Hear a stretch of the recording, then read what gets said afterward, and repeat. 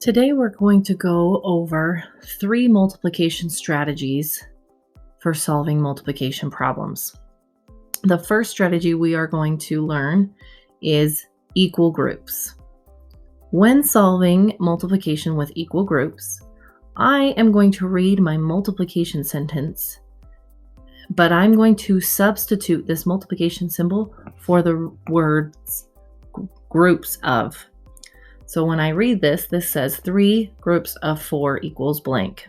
When I can read it that way, I can visually see in my mind what I need to create. 3 groups of 4. So first I'll pull my groups. 3 groups of 4 means 4 in each group. Now, as I am pulling my 4 in each group, I could start here by counting 1, 2, 3, 4, 5, 6, 7, 8, 9, 10, 11, 12. Now, if you prefer to put all 4 things or objects in each group before you count all of the objects total, that is okay too. I can count 1, 2, 3, 4, 5, 6, 7, 8, 9, 10, 11, 12. So I know that 3 times 4 is equal to 12, and I can read this as 3 groups of 4 equals 12. The next strategy we are going to learn is using arrays. Now, when I want to create an array, I'm going to read my multiplication sentence a little bit differently. I'm going to substitute my multiplication symbol for the words rows of. This now says 3 rows of 4 equals blank. Again, I can visually see rows. Rows go across.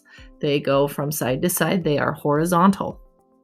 I need 3 rows of 4. That of 4 means each row is going to have 4 objects. So here is my first row. I have 4 in my first row and 4 in my next row. I need 3 rows, so I'm going to do 1 more row of 4. When I finish my last row of 4, now I can count up all of the objects I used to make this array. 1, 2, 3, 4, 5, 6, 7, 8, 9, 10, 11, 12. So 3 rows of 4 equals 12 objects. The last strategy we are going to go over today is using repeated addition. Now, I already have the images from the equal groups and the arrays pictures on here to help us to do the repeated addition sentences. So let's do it from the equal groups first. Equal groups are pretty easy to see how many we're adding each time. Underneath each group, we are going to write how many each group has. So my first group has 4. My second group has 4. And my third group has 4. So my repeated addition sentence says 4 plus 4 plus 4. Multiplication is repeated addition. I know 4 and 4 make 8 because I know my doubles.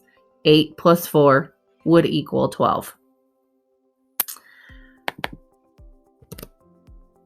Now, I'm going to come over to my array, and on my array, I'm going to make my repeated addition sentence go with the columns in my array. Columns are vertical. They go up and down.